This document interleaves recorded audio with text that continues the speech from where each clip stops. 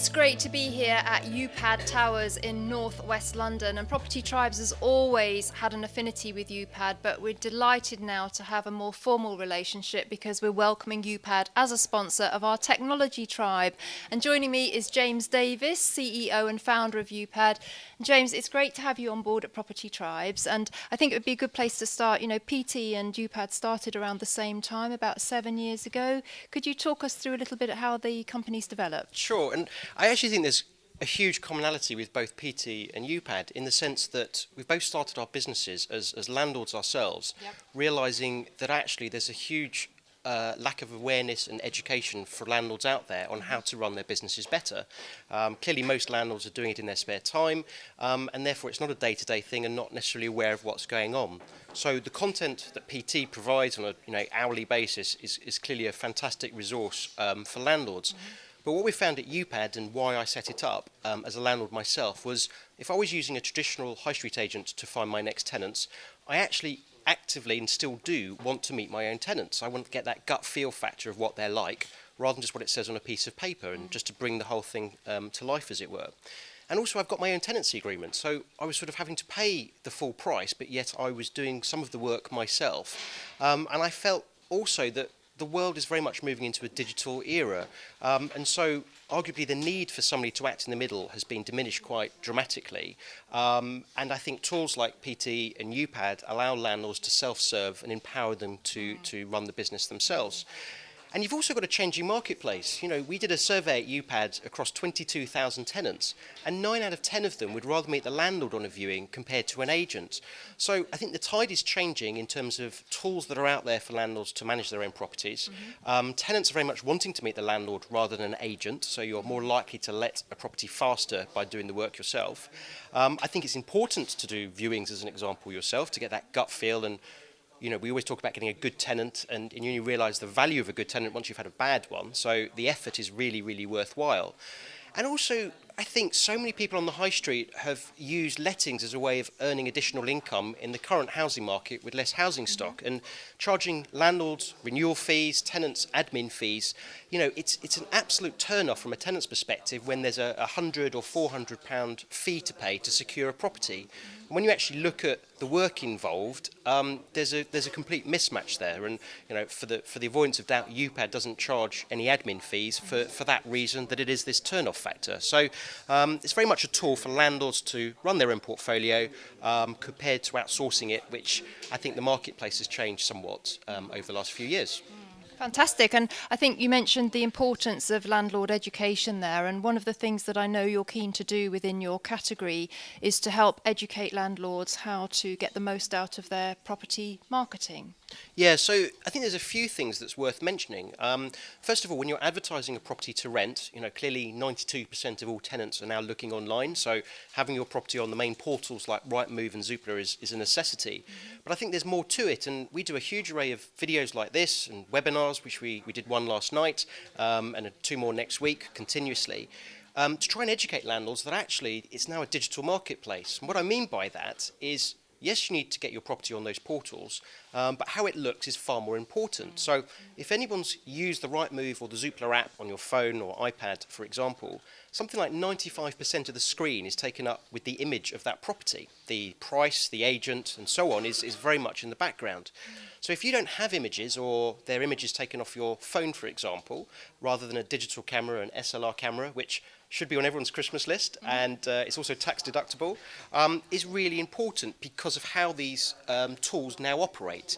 And images are really, really imperative, otherwise you succumb to what we've created called the swipe effect, where tenants will just swipe through to the next property on the list if you don't have images or if they are of poor quality. So it is changing, and I think the education about how the marketplace now operates is really important to share with landlords, rather than just keeping it within closed doors. We want to help people let their property faster and find good tenants at the end of the day. An image, you've got sort of a 2-second rule, and what you can get across in 2 seconds before somebody swipes to the next property on the list is 1,000 times more than what words can say in terms of what your eyes can physically take in. So the idea of having photos is imperative. I suppose a few top tips that we've picked up on is to lead with an internal shot of your property. So that main photograph should be a living room or communal area, so tenants can visualise what it looks like to live in that property. have at least one photograph for each main room of your property, and have 8 to 12 photos in total. You can probably upload about 50, but this isn't your summer photo album. It's about letting your property. But I think focusing on those type of images is really important because of that 2-second rule. Fantastic. Talking a bit more about the landlord education side of things, you speak at a lot of events around the country, and you obviously have a lot of feedback and interaction with landlords. Are there things that surprise you about their lack of knowledge? For instance, I think that Landlord Action say that around 38% of phone calls to their helpline are from landlords that have never heard of Tenancy Deposit Protection, which is pretty scary. But what sort of things surprise you about landlords and what they know and understand? Sure, and I think there is this big lack of education, but I understand why. I'm not saying it's acceptable, but I understand why, because most of us are doing it in their spare time. We also historically have used a third party to manage the business for us. And, you don't have to be accredited to set up a letting agency. Anybody can today, for example. Being a member of ALA, which UPAD is a voluntary organisation, and there's no learnings as far as a landlord. Anybody can be a landlord today as well. So I'm not surprised. But what I am surprised by is, I suppose, maybe not thinking outside of the box about how being a landlord actually should be. And I think the webinars we do as an example, and obviously the information on PT, is very much essential. And I'm just surprised by, picking a couple of things up that, generally amazes us here, is when we're doing tenancy agreements, which we do, a couple of thousand a month for landlords at the moment, some of the clauses where people are saying, could you put a clause in that says the property needs to be professionally cleaned every 2 weeks? I can't remember the last time I cleaned professionally my own property in the last 5 years, let alone every 2 weeks. Saying that you can't have pets in the property, where you can't reasonably refuse to have pets in your property. There's a big misunderstanding there. And actually, I think allowing pets into your property is a positive, because very few landlords are willing, or agents are willing, to accept tenants with pets.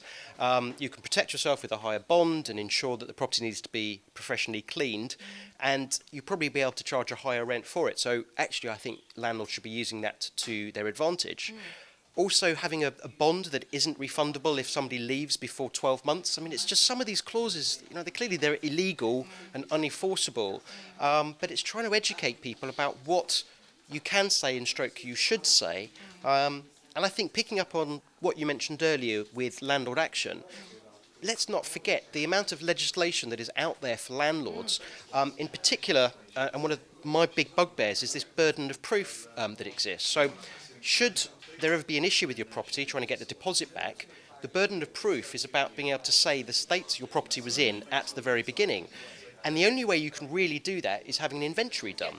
That's also supported by the fact that, should there be a dispute and it goes to arbitration, the arbitrators see the written word as being the most valuable thing, over and above video inventories or anything else. So by not having the burden of proof of the state your property was in at the beginning, smoke alarms, there's new legislation out about smoke alarms that, and it's a given that it has to be working when the tenants move into the property.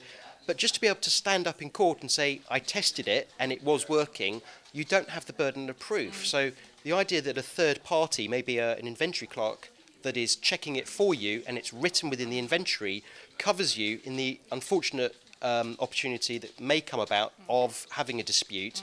You need to have the burden of proof. And the same applies with issuing Section 21s, should you need to, and so on and so forth. And I think that's the big thing that landlords need to be aware of, and it's only generally after the event that you realise you were missing that, and then you put the processes in place. But hopefully what they can read about on PT and from what we say on our webinars allows people to preempt the inevitable, I suppose. Yes. Well, I think what we would both say is that in property, cure is always a lot more expensive than prevention. And I think everything that we're trying to do on Property Tribes and with UPAD and your articles is all about prevention rather than having to go for cure. So just to finish, James, we can see UPAD towers in the background. You've got 20 members of staff now, I believe. Yep. What's your proudest achievement that you've achieved over the last 7 years with UPAD? Sure. So you start a business with an idea because you think there's a need for a particular opportunity.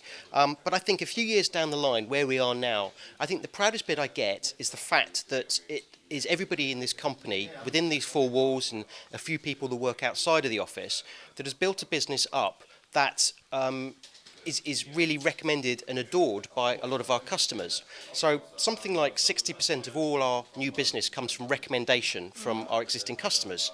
On Trustpilot, which is the equivalent of TripAdvisor for estate agents, we have a 9.5 out of 10 score from hundreds of reviews. And it's those reviews that we get daily about the speed that we let the property, how the guys advise them on a Saturday afternoon how to amend their advert, and it's a team effort rather than just me. But it's that all coming together and gelling that is very hard to create. But what we have created and the feedback we get from our customers makes me really proud at the end of the week and satisfied that we've created something that is very much tailoring for a big need in the landlord world. Fantastic. Well, it's so great to have you and Upad on board with Property Tribes, and thank you for supporting landlord education in this way. And do check out the articles that Upad are going to be providing. And we also have the Upad Community Ambassador, who's going to be on hand to answer any questions you may have about Upad on Property Tribes. So good stuff, James. We're going to record some more videos and you'll be seeing more from Upad on Property Tribes coming up.